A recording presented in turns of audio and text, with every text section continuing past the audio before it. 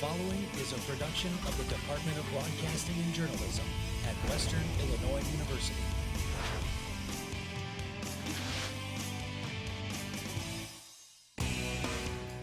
Coming up on News 3 Live at 4, we take you on a tour of a local haunted house with a twist.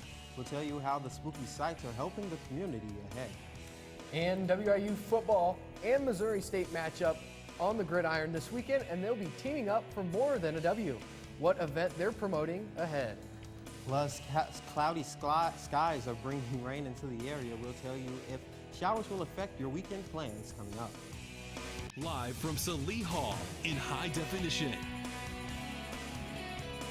News 3 starts now. We're about 3 weeks away from Halloween, meaning haunted houses and other spooky events are starting to pop up in the area. Good afternoon and welcome to Live at 4. One of the haunted houses is actually a garage in Good Hope. News 3 has an exclusive look at the scary site. Check it out. From skulls to spooky to spiders, this haunted house has it all. The House of Pain is back for a boo once again. And a few News 3 team members got a frightfully close look at what it's like. For 9 years now, Brad and Sarah Payne put this haunted house together with friends and family, and they make all the effects themselves. They invited us to the house for a chance to make it out alive, and so we were put to the test. Oh, we step close and listen to what I have to say. You are all brave souls for entering here today. And brave we were. We had to weave our way through scary stations of the haunted house, meeting some rather mysterious characters along the way. Making it through a few scares, and the remains of Haunted Higgins, we were able to make it out in one piece. But the scares aren't only for fun. The Paynes collect donations for local food pantries instead of admission fees. Last year, they filled an entire truck bed of canned food items and had more than $500 in cash donations, all given to the local food pantry, Loaves and Fishes. The House of Pain starts its scaring on October 21st and goes each weekend until Halloween night. Admission is free, but the Paynes ask visitors to bring canned items to donate to local food pantry, Loaves and Fishes. And if you've been waiting to check out Macomb's local farmers market, this weekend is your last chance this year. This Saturday, you can shop at the local produce and crafts sold at the downtown square. And to celebrate the harvest season, there will be a popular event for kids on the final day of the market called Moon Over Macomb. The event begins at 7 a.m. with the farmers market, and at 10 o'clock, the kids' activities begin with pumpkin decorating, a costume parade, a petting zoo, and more. Prizes will be given out for the best costume that morning. You can check out more about the event on Facebook. Search Moon Over Macomb. WIU Dance Marathon and local McDonald's are teaming up today to raise money for the kids. Today from 5 to 7, McDonald's will donate 15% of your bill to WIU Dance Marathon. Western's Dance Marathon is entering its 5th year here in Macomb, and this year's goal is set at $150,000. For more information on the Dance Marathon, visit facebook.com/WIUDM. And WIU President Jack Thomas is hosting a brown bag conversation.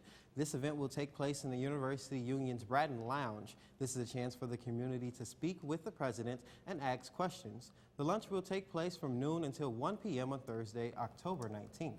A race that raised thousands of dollars in scholarships is set to return. The Fallen Soldiers 5K takes place this Saturday. Runners will race in honor of 2 WIU alum who were killed in the line of duty. The 5K starts at 8:30 in the morning at the Spencer Recreation Center. The race registration is $35 and $25 for students. Money raised from the race will be used as donation for the WIU Fallen Soldiers Scholarship Fund. While the scholarship and program continues to honor the men who lost their lives in the line of duty, each year the event will recognize those who are awarded the scholarship. The downtown square is in full use, but there are new plans ahead. City Council approved the addition of foliage to empty planters in the square. The landscaping will be where dirt is in the open spaces. The landscaping will consist of greenery almost all year long and will have seasonal colors. Plants should be about 3 feet so they won't create a blind spot for driving. While driving, city officials think this will add to the square's charm.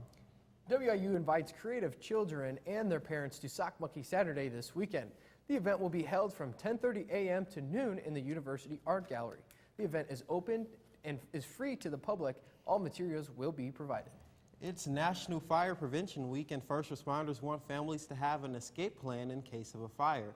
News 3's Devin Brooks shows us how firefighters are educating the community. On Sunday, the community had an opportunity to come out and learn how to prevent fires. There were events for all ages, including activities for kids to enjoy. Fire Prevention Week will end October 14th. Also, Emmett Calmer's Fire Department will host breakfast for the community on November 11th from 7 a.m. to 1 p.m. on West Adams Road. Tickets for the event are $7 at the door. The department is also looking for volunteer firefighters. For more information, go to ecfpd.org. A Canton man is facing drug and weapon charges after being stopped by the Sheriff's Department. The McDonough County Sheriff's Department says Dakota Allen had pulled into a driveway, attempting to get away from the deputy. The Sheriff's Office says a K-9 alerted on his vehicle where deputies seized a small amount of cannabis, drug paraphernalia, and brass knuckles. After Allen was placed under arrest, the Sheriff's Office says he admitted to having cocaine. Allen has been charged with possession of a controlled substance and unlawful use of a weapon.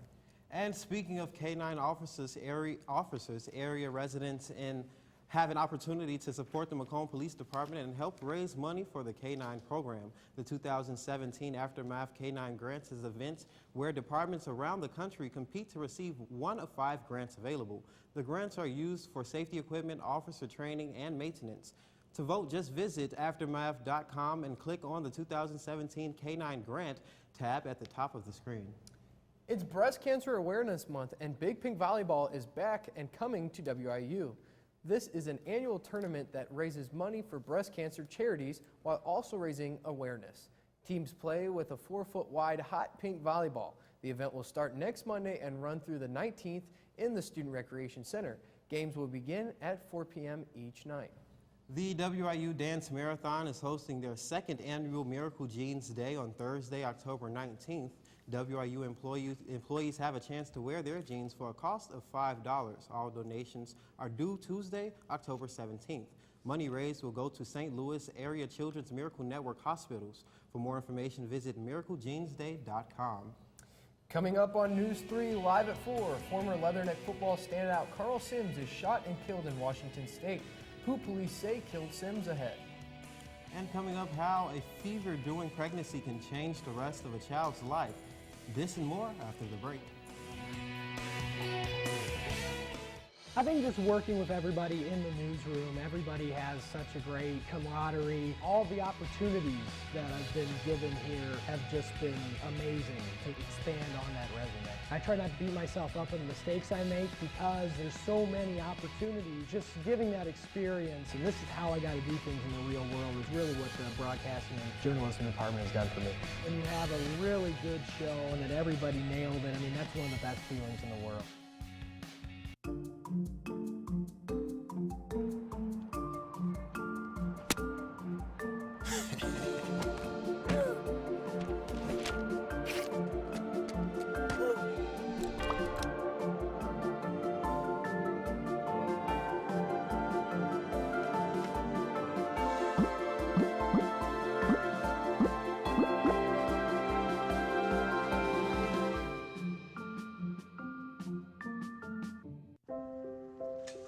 I want to eat apples and bananas.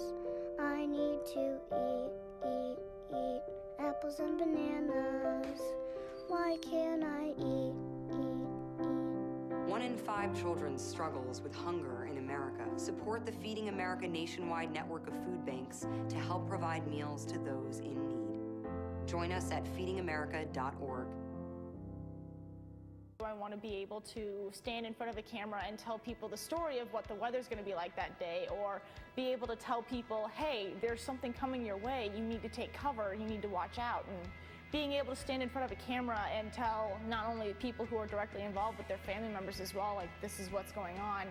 It's been very important to me because, you know, being in those situations where you are relying on the news to tell you what's going on, I like to be a part of that and helping people with that. Live from Salee Hall in high definition. Live at 4 continues. A former Leatherneck standout wide receiver has been killed in Washington State. Macomb's News Now reports 32-year-old Carl Sims was shot and killed early Sunday morning in Spokane. Sims played from 2004 to 2008 and led the Leathernecks receiving corps his junior and senior seasons. He had a nine-year career in the Indoor Football League. Sims ended his IFL career second in receiving yards and third in career receiving touchdowns. Spokesman Review says 25-year-old Ricky L. Tanner of Spokane has been arrested in connection with the shooting. October is National Security Awareness Month. This week's topic is cybersecurity in the workplace is everyone's business. The Associate Director of IT Security will be giving a free presentation today in the library. This presentation will provide an overview of the university technology's IT and security on how to help stop cyber attacks. There will be additional cyber presentations throughout the month of October. For more information about ways to protect against cyber concerns, follow University Technology on Facebook as well as Twitter. Running high fever during early pregnancy is known to be dangerous, but until recently the question remained, is the fever the underlying infection that puts a baby at risk? The results of a new study in journal Science Signaling contain good news for future parents. Kim Hutcherson explains today's Health Minute. Fever during the first trimester can increase an infant's risk of developing a congenital heart defect and certain facial deformities like a cleft lip or cleft palate. A new study reveals that the high temperature itself can lead to birth defects separate from the underlying infection. The fever impacts both the fetus's heart and jaw during the first 3 to 8 weeks of pregnancy. The doctors behind the study say this is good news because fever-associated defects are preventable. It could even be as simple as taking over-the-counter medication like acetaminophen. Many women avoid medicating while pregnant. However, the senior author behind the study insists certain drugs are thought to be safe. He says you should always discuss all the risks and benefits of medication with your doctor. Researchers say they still don't know whether the severity or duration of a fever also has an impact on birth defects. For today's Health Minute, I'm Kim Hutcherson. Coming up next, NEWS3's Molly Nason will tell us if we need to pack an umbrella for our weekend plans. We'll be right back with your weekend forecast.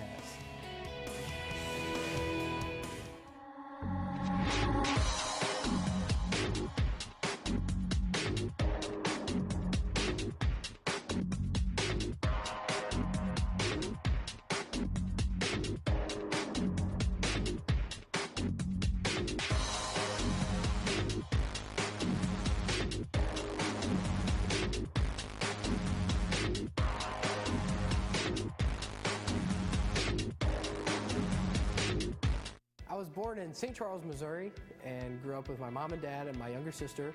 Funniest or most terrifying? I used to get in trouble for laughing on air, and one day we had someone kind of come in and straighten me out a little bit, if that makes sense, and everybody got a pretty good kick out of that one. My favorite thing about NEWS3 is probably how close we can get in a learning environment to the real world, not only from great things like this studio to the production room and even our writing lab. It's almost like what the professionals use.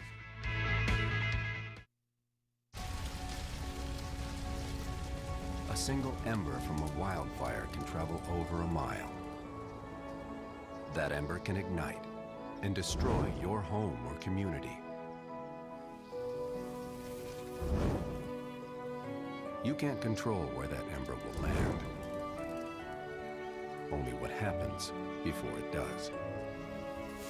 Visit fireadapted.org to learn how you can help protect your community from wildfires.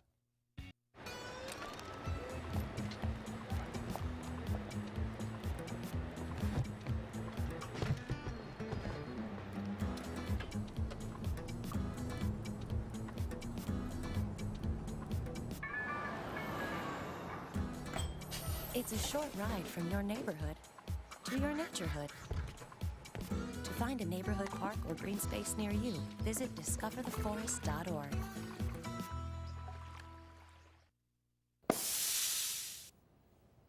Good afternoon and welcome back, Macomb. We're having some pretty chilly temperatures out there with 62 degrees and cloudy right now. Dew point currently sitting at 53 degrees with the humidity at 73%, so it's pretty wet out there today with winds out of south-southwest at 6 miles per hour. For the almanac for today, October 12th, our highs and lows today are around average for the month of October, but back in 1962, we hit almost 90 degrees at 89 for a high, and we went below freezing at 23 degrees back in 1905. Looking at our Midwest weather tracker, as you can see over our area, there are plenty of clouds, but they're starting to break up and clear out of our area as the week goes on. Looking at our radar now, as you can see, there's not a whole lot going on in our area, just a little bit of radar debris. That's what those little circles are called. That's actually outlining the radar sweep. Taking a look at the temperatures in the area, we are sitting at 62 degrees here in Macomb, 60 over in Keokuk, and 61 in Burlington, so 60s all around. Looking at tonight, we are going to have down in the lower 50s, with 51 in Macomb, 53 in Beardstown, and 56 in Quincy. Tomorrow, we're going to see another breath of summer with our highs getting up into the upper 70s and even the 80s in some areas, with 77 over here in Macomb, 79 in Beardstown, and 81 degrees in Quincy. It's going to be a toasty one down there. Tomorrow night, we're going to see our lows get into the mid-60s with 63 degrees here in Macomb, 66 in Keokuk, and 64 in Burlington. Then tonight, we are going to see our lows get into the low 50s with 51 degrees and clear skies with winds out of the south-southeast at 6 miles per hour. So you'll definitely want those jackets tonight, and maybe you'll get to see some stars out there. Tomorrow, we're going to see some partly cloudy skies with a high of 62 degrees. And as you can see behind the Norton subscription alert, we're going to have winds out of the south at 8 miles per hour. Taking a look now at your 5-day forecast, we're going to have tomorrow a high of 77 degrees with a low of 63 and some cloudy skies. And then tomorrow we're going to be seeing those rain showers move into our area with a chance of thunderstorms and some even severe as we go into the evening. But that game day temperature is going to be a high of 81 degrees and only a low of 46. Then on Sunday, we're going to have those cloudy skies in the area again with a high of 59 and then getting into the upper 30s for a low. On Monday and Tuesday, we're going to be bringing back those sunny skies with a high in the mid to upper 60s and lows getting down into the mid 40s. It's going to be a good weekend. Yeah, with the rain coming, I don't really know how I feel so much about the rain. Well, definitely with those drought conditions in the area, the rain is going to be a welcome thing. Yeah, and then with the weather so much, it's not too much the best weather for sports this weekend. Yeah, it's not, really. but I'm looking forward to this game on Saturday. It should be fun. Yeah. Should definitely be an exciting game, yes. It should be. Well, with a lot of big sports, with a lot of big high school matchups this week, including a marquee volleyball matchup and a look at football state playoffs coming up. The Cyclones of West Prairie and star player Peyton Bowman played the Lewiston Indians in a 3-set thriller. And David Rodas of his Sparklones Bushnell West Prairie gear up for Friday's game at South Fulton. All that and more coming up in sports.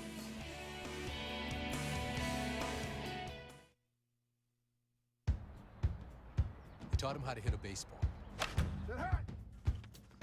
how to hit a receiver, the strike zone, the net. You taught him how to hit the upper corner. You even taught him how to hit the open man. But how much time have you spent teaching him what not to hit?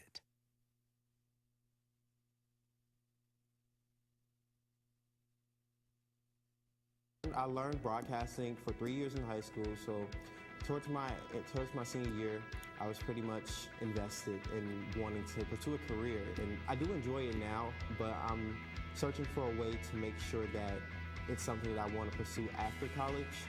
That way, I'll be able to wake up every day and say, this is something I want to do, this is something that I love, this is something that I can teach, I can spread, I can affect people with. Hey, Hard, what's this? That's my resignation letter. You're resigning. Why? Because you're constantly ignoring me. You're half as active as you used to be, and you eat stuff like this. You've been putting me under a lot of pressure lately. That's why I'm ready to quit. I forgot.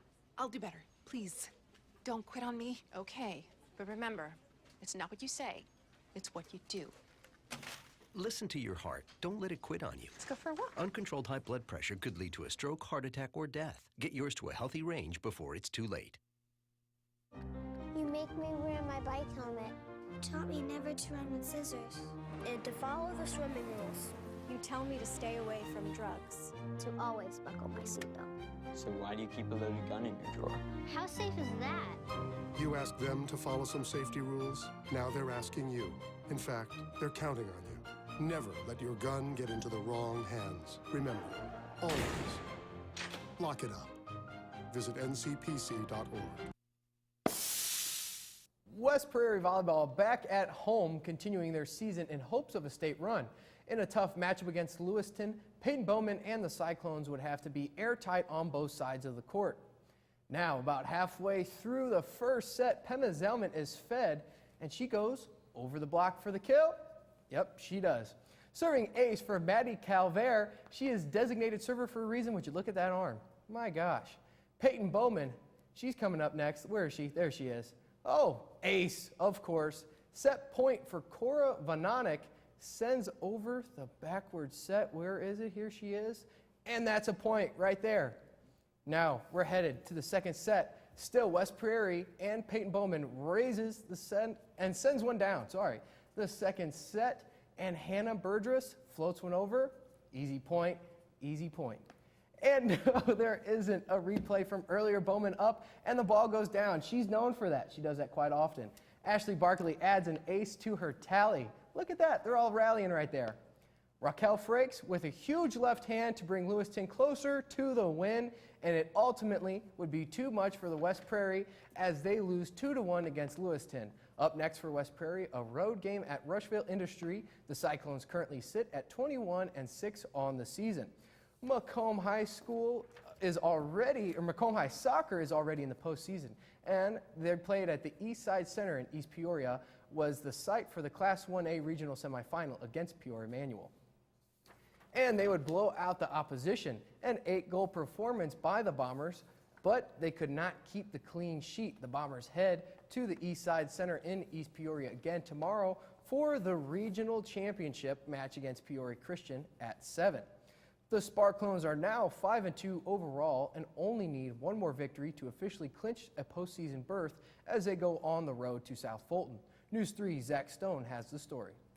After a road victory, Coach Rod said his team discussed the long bus ride before the game. You know, we got on the bus for an hour and 20 minutes or so, and that's tough to come out and be ready to play, and that's one of the things we focused on. We talked about, you know, we have to get there, we have to be ready to go. As soon as we get off the bus, we got to make sure we're going.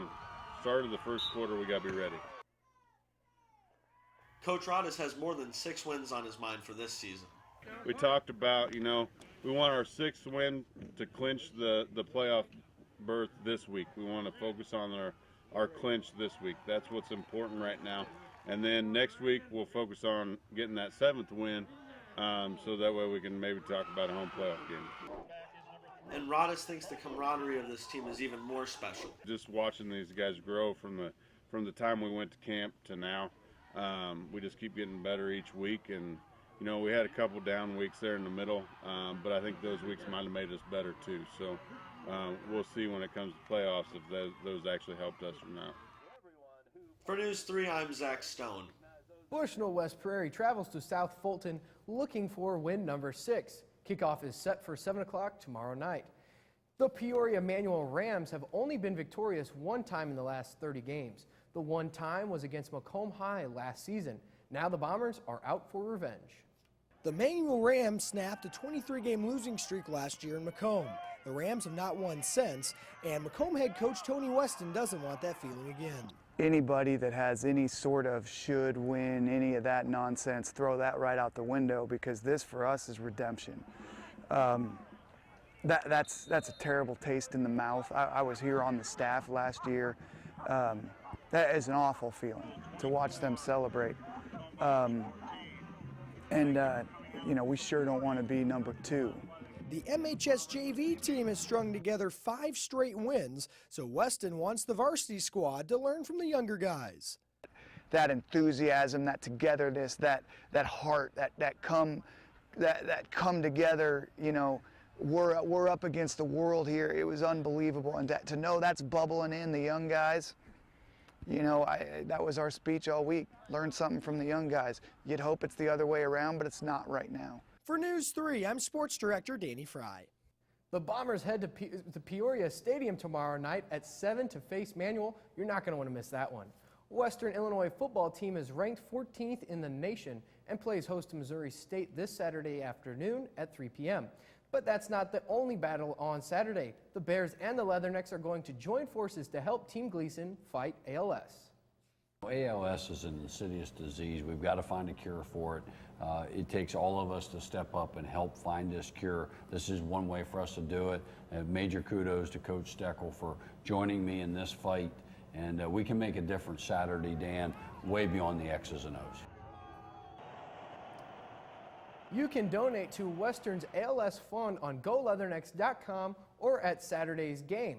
Again, Missouri State comes to Hanson Field Saturday with kickoff set for 3 o'clock. And just an update, the soccer game against Valpo and Western Illinois. Valpo is currently leading 2-1. Now, that's final word. That sports final word is next. Hillary Dunn was convinced that Western Illinois University would invest in her. My classes, friends, teachers, and activities have had a tremendous impact on my time here.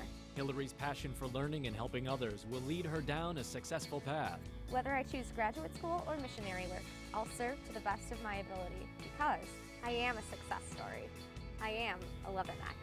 Think purple, think success, think Western Illinois University.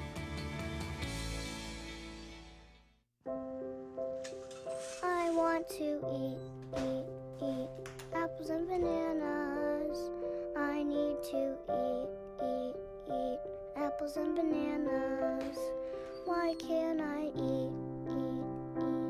1 in 5 children struggles with hunger in America. Support the Feeding America nationwide network of food banks to help provide meals to those in need. Join us at feedingamerica.org. I started to think about doing broadcasting my freshman year. I started calling some football games for the freshman football team. My high school didn't really have a broadcasting program like some do, and so a lot of my stuff was just PA for different sports, for basketball, for volleyball. And my mom signed me up for a visit to come to Western on a Discover Western day. And I walked through the doors of the rec center, and Buzz Hoon shook my hand and said, "Zach Stone, I've seen all your footage, I know who you are, and you belong here." And that's what really makes WIU feel like home.